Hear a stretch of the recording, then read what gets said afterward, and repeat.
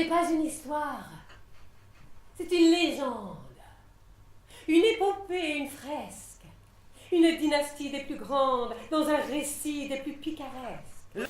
Oui, la saga de la casserole et du grille-pain, sur 10 générations, est indéniablement un mythe, un symbole dont voici la célébration. Tout oppose les deux ustensiles. L'un est évolutif et moderne, l'autre conservateur, immobile. La casserole à l'âge des cavernes avait déjà cette forme cylindrique, avec une queue légèrement dévissée, des goûts pénibles en musique et une nette tendance à se renverser. Alors que le grille-pain, lui, se perfectionne. Il fut plaque de tôle brûlante. Aujourd'hui, il fait aussi téléphone. Et un mini-robot à voix charmante vous apporte les tartines au lit. Et à la cuisine, j'ai entendu ce dialogue, je dirais même ce conflit. Ah. Depuis le temps que tu mijotes tes bains-maries, tes potages, tes délayages, tes laitages, aucune idée fumante n'est jamais sortie. Une casserole, bon, c'est une gamelle sur du feu, c'est tout. Hein. Le lait finit toujours par déborder, ça attache au fond du ragoût et puis les œufs coques sont durs à l'arrivée. À peine aimable, toujours à la traîne. Même la poêle et la cocotte se modernisent, prends-en de la graine. Et tiens, regarde-moi, avec mes biscottes. J'utilise l'électronique. Je calcule l'indice de croustillance, le niveau de moelleux, le rendement thermique. Je recycle les miettes en auto-inductance. Au musée, les grilles, les rhéostats, les ressorts éjecteurs, les résistances rouges et les thermostats.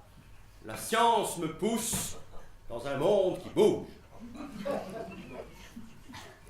La casserole commençait à bouillir.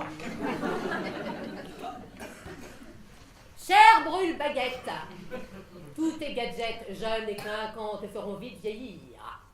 À la pointe, on t'achète. À la panne, on te jette.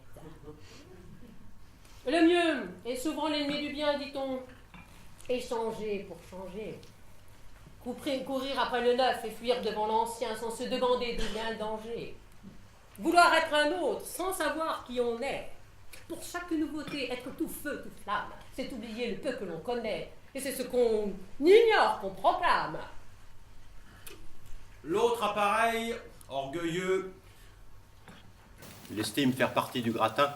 Voyons. Tranche à net.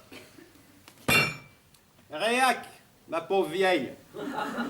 Tu devrais sermonner en latin. Tu finiras pleine de cabosses, attachée à une ficelle et traînée dans la rue par les gosses. Ou au fond d'un poulailler, en écuelle. Alors que mes progrès ne feront qu'augmenter, je finirai grand maître de la domotique. Ah. La sage casserole sans se démonter. Oh, tu sais, une crise électrique, une montée du cours des céréales, une dictature du micro-ondes, et tu redeviendras plaque de métal. Qui peut prévoir les sursauts du monde? On ne maîtrise pas l'avenir. C'est l'avenir qui nous maîtrise. Qu'une marmite puisse contenir tant de philosophie, quand même, une vraie surprise. Elle conclut. Il faut des anciens et des modernes. Car je sais qu'on ne peut arrêter le progrès. Mais il me semble que par un mécanisme interne, il provoque lui-même ses freins, ses arrêts.